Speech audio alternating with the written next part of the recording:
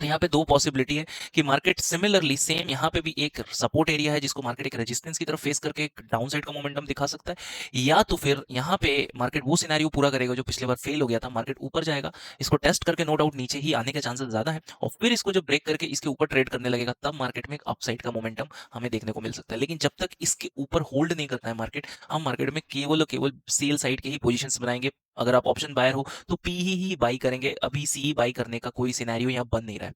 ठीक है, क्योंकि सी में आपने देखा होगा कि मार्केट ऊपर जा रहा है लेकिन सी ऊपर नहीं जा रहा है, इंटरेस्ट कम है लोगों का अभी भी। लेकिन जब मार्केट गिर रहा है तो पी एकदम जैसे जैसे 100 पॉइंट मार्केट गिरा तो पुट ऑप्शन आराम से आपका 50 to 60 पॉइंट मोमेंटम कर जा रहे हैं, लेकिन जब कॉल ऑप्शन 100 पॉइंट स्पॉट में मूव कर रहा है तो कॉल ऑप्शन आपका मुश्किल से 20 30 40 पॉइंट मूव कर रहा है अभी। तो इसीलिए सिनेरियोस को बहुत ध्यान से रखिए, पीपल का इंटरेस्ट अभी भी सेल में ही है। तो इस पॉइंट पे देखिए अभी मैं क्या करने वाला हूँ, कल के दिन अगर मार्केट ओपन होता है, ठीक है, तो इस पॉइंट के ऊपर मार्केट यहाँ से यहाँ मेरा कोई भी ट्रेडिंग प्लान नहीं रहेगा। अगर मार्केट इस लेवल को टेस्ट करेगा, मतलब 40,000 ऑलमोस्ट 450 के लेवल्स के आसपास और 400 के लेवल्स के आसपास, जैसे ही इस लेवल को टेस्ट करेगा मैं एक सेलअप बनाऊंगा। मुझे इससे कोई फर्क नहीं पड़ता मार्केट इसे रिटेस्ट लेके ऊपर जाए या फिर मार्केट पूरा नीचे गिर जाए, लेकिन इस पॉइंट पे जैसे ही मार्केट रीच करेगा मैं फिर से एक अग्रेसिव सेल करूंगा, ताकि यहाँ से यहाँ तक का भी अगर रीटेस्ट भी है ये, तो ये जो 300-400 पॉइंट का मोमेंटम होगा बहुत ही फास्ट होगा और मैं यहाँ पे मार्केट से प्रॉफिट लेके निकल जाऊंगा।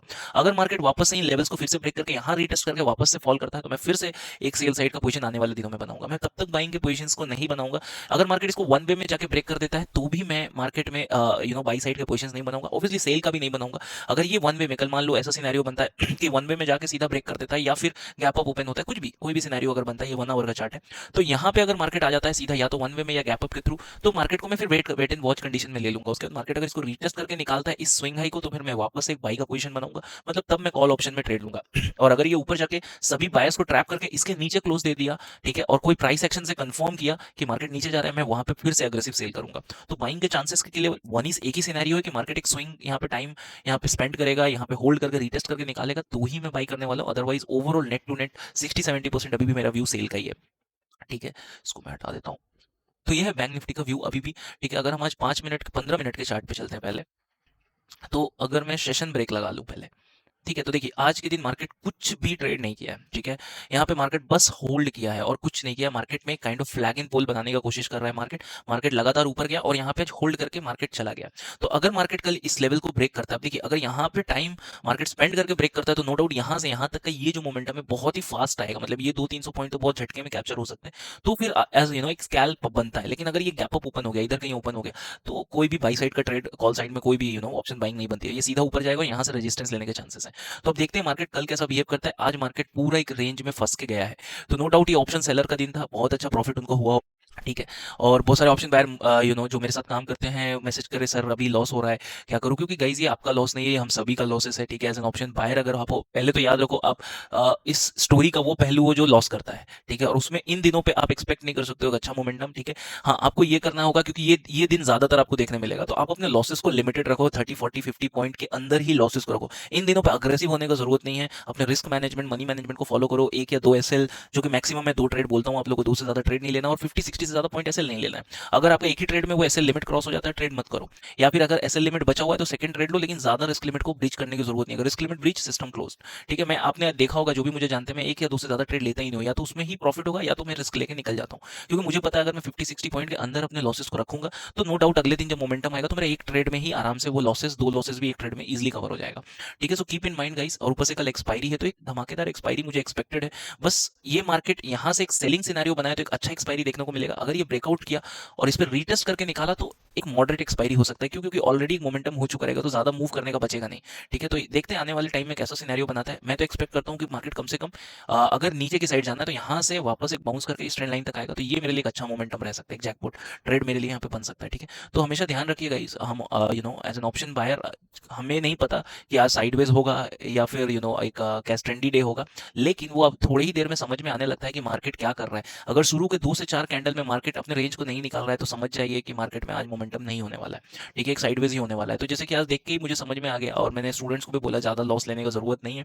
एज एन ऑप्शन बायर आज हमने पहला ट्रेड लिया था जिसमें ऑलमोस्ट हमें 30 पॉइंट का एक एसएल हिट हुआ, क्योंकि हमने पुट साइड एक पोजीशन बनाई थी, लेकिन मार्केट वापस से बाउंस बैक कर गया। एक्सपेक्टेड था कि मार्केट जो ये अप ट्रेंड दिखा, इसका एक पुल बैक पेंडिंग है, तो ये पेंडिंग पुल बैक लेने को आ सकता है, लेकिन ये आया नहीं आज के दिन, बस पूरा होल्ड करके रह गया। एंड वापस से अगेन एक पुट साइड में एंट्री ली थी हमने, एक छोटा सा मोमेंटम मिला था लगभग 30 पॉइंट का, नहीं कॉल साइड ली थी 30 या 35 पॉइंट का एक मोमेंटम मिला था हमें कॉल साइड में। एक्सपेक्टेड था कि अगर अगर ये नीचे नहीं आ रहा है, सेलर्स को यहाँ पे जब इसने ट्रैप किया तो चांसेस थे कि मार्केट एक ऊपर जा सकता है, लेकिन गया नहीं।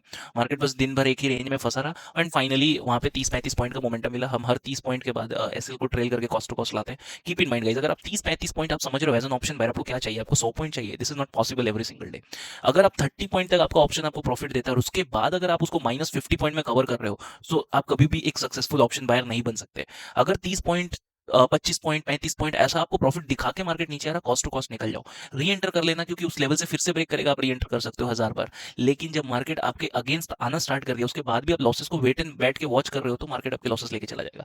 तो always keep in mind we are option buyer. अगर प्रॉफिट दिखा तो उसको कभी भी लॉस में कन्वर्ट मत करो। मैं नहीं, कोई भी बड़ा ट्रेडर आपको यही एडवाइस देगा जो भी अच्छा ऑप्शन बायर है, कि एक बार आपको ग्रीन दिख गया तो उसको लॉसेस में कभी कन्वर्ट मत करना। एनीवे आज का दिन बुरा था, सभी के लिए बुरा था। ज्यादातर अच्छे ट्रेडर्स का भी लॉस हुआ है, आज हुआ, कल परसों, मतलब ये 2-3 दिन एक बहुत ही बुरा ही दिन है as an option buyer, right. ठीक ठाक सा प्रॉफिट हुआ, जैसे कल भी हम लोग का लगभग कॉस्ट टू कॉस्ट एक छोटा सा लॉस में निकले थे, आज भी लगभग हमारा एक छोटा सा लॉस ही हम कह सकते हैं, ठीक है। और इसके पिछले दिन, इन दिनों ये ट्रेडिंग सेशन हो गया, ये ट्रेडिंग सेशन हो गया, इन दिनों हमने जैकपॉट लिया था। तो जब मार्केट मूव करेगा तब हम लेंगे, लेकिन अभी मार्केट मूव ही नहीं कर रहा, अभी कुछ कर नहीं सकते, राइट। तो कल देखते हैं कल का सिनेरियो कैसा रहने वाला है। चांसेस है कल एक अच्छा सिनेरियो बनेगा और थर्सडे एक्सपायरी आजकल अच्छे हो रहे हैं। तो कीप इन माइंड, जैसा कि मैं आपको बताता हूँ, अगर मार्केट इसके बीच में ओपन होता है यहाँ पे कहीं और फिर रेंज को निकलता, आप एक बाई पोजीशन बना सकते हो, लेकिन यहाँ इमीडिएटली निकलना पड़ेगा आपको, ठीक है। 40,350 के आसपास आप निकल जाना। अगर मार्केट क्या करता है, गैप अप ओपन हुआ तो मेरे लिए नो ट्रेड है, फिर मैं सेल का ही व्यू रखूंगा, बाई का व्यू इसी पॉइंट पे रखूंगा। अगर ये इसके अंदर से ब्रेक करता है जाके और उसके बाद एक छोटा सा एसएल मुझे यहाँ स्विंग का दिखता है, तो ही मैं यहाँ पे बाई का पोजीशन बनाऊंगा। अगर ये पहली कैंडल में ब्रेक कर दिया तो भी मैं नहीं लूंगा ट्रेड, क्योंकि पहली कैंडल में जब भी रेंज ब्रेक होता है वो अंदर आ जाता है, ठीक है। तो यहाँ पे 1-2 कैंडल निकालने के बाद ये ब्रेक करेगा तो मैं एक बाई साइड पोजीशन बनाऊंगा जो कि क्विकली एग्जिट हो जाएगा। दूसरा बाई का सिनेरियो कब बनेगा, जब ये वन वे में अगर ये गया, चाहे जैसे भी गया, उसके बाद ये रीटेस्ट करके जब इस स्विंग को निकालेगा, उसके बाद मैं एक बाई का सिनेरियो बनेगा तो वहां पे ट्रेड लूंगा। उसके अलावा बाकी सिनेरियो सेल के होंगे। अगर ये यहाँ से अगर ब्रेक करके बाई करके भी हुआ, यहाँ पे आके रेजिस्टेंस लेके ये नीचे की तरफ का व्यू बना रहा है और ज्यादातर मेजर बैंक सेल में आते हैं, तो मैं यहाँ एक शॉर्ट करना पसंद करूंगा, क्योंकि एसएल छोटा होगा और रिस्क रिवॉर्ड बहुत अच्छा यहाँ मिलने वाला है। पहला सिनेरियो। दूसरा सिनेरियो ये हो सकता है कि ये गैप अप ओपन हुआ, गैप अप ओपन होने के बाद भी कोई एम पैटर्न या कुछ अदर सेलिंग सिनेरियोज बना रहा, तो भी सेल ही करूंगा। या फिर गैप अप ओपन होकर इस लेवल के ऊपर निकला लेकिन सस्टेन नहीं कर पाया, फिर से अंदर आके एक सेलिंग का सिनेरियो बना रहा, तो मैं फिर से सेल ही करूंगा। तो जैसा कि अभी आप लोग सिल्वर में देख सकते हो, सिल्वर पिछले 2 दिनों से, gold and silver both almost same he chart है, इस लेवल पे रुका हुआ है।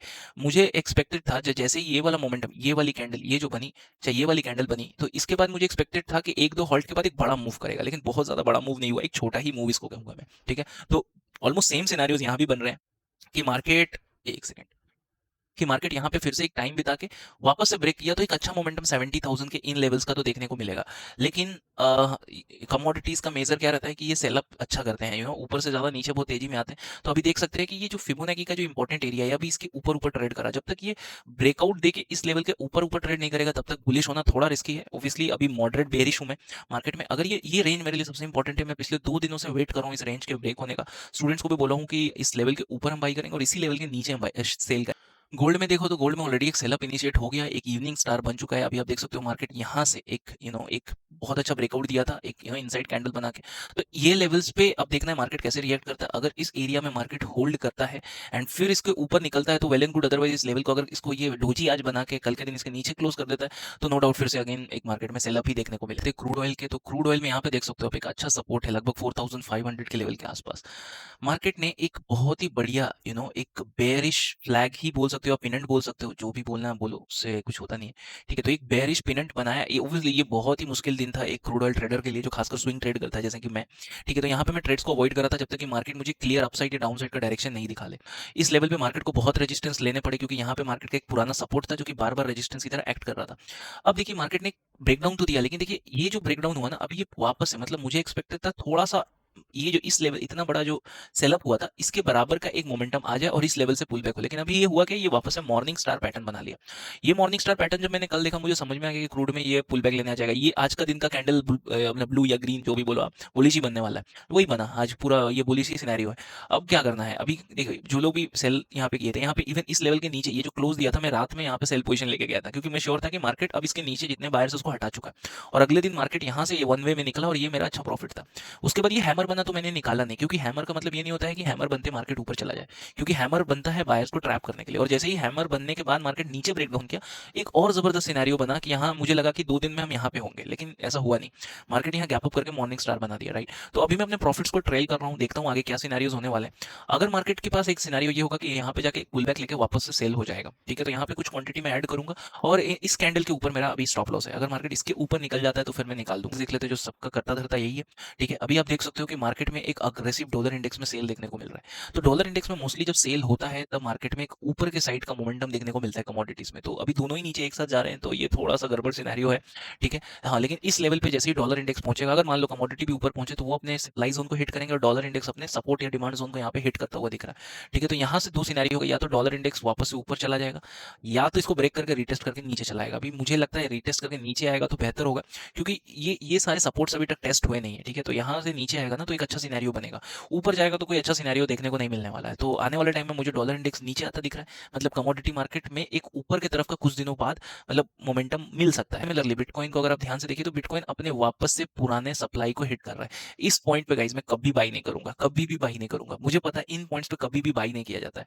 इन पॉइंट्स पे जब भी मार्केट पहुंचे हमेशा हमेशा सेल करना है, हमेशा सेल करना ही प्रीफर करूंगा मैं, ठीक है। क्योंकि ये पुराना एरिया है जहाँ पे मार्केट्स के एक स्ट्रॉन्ग बायर, सबसे स्ट्रॉन्गेस्ट बायर्स एक्टिव थे, और अब स्ट्रॉन्ग बायर्स यहाँ पे होल्ड नहीं करा पाए। तो ये एरिया एक स्ट्रॉन्ग सेलर्स का एरिया बन चुका है। यहाँ पे बिटकॉइन जिस हिसाब से आ रहा है, उम्मीद है फेड के न्यूज़ के बाद एक वापस से सेलअप ही लेने आएगा, और ये सीधा वन वे में गया तो सेलअप होने के चांसेस मेरे हिसाब से बहुत ही ज़्यादा है, ठीक है। तो यहाँ पे मैं अगेन बिटकॉइन में भी एक सेल का सिनेरियो ही ढूंढने की कोशिश करूंगा। तो बिटकॉइन ऊपर इसलिए जा रहा है क्योंकि आप देख सकते हो डॉलर इंडेक्स नीचे जा रहा है, तो चांसेस है कि ये जैसे इस लेवल को हिट करेगा, ठीक है, बीटीसी अपने रेजिस्टेंस को हिट करेगा और ये इधर से अप मूव दिखाएगा, वो उधर से एक डाउन मूव दिखा सकता है, ठीक है। बस कमोडिटी के साथ थोड़ा सा मिसमैच चल रहा है, बट इट्स ओके। तो yes, this is all about the analysis today. Thank you so much for watching this video. See you.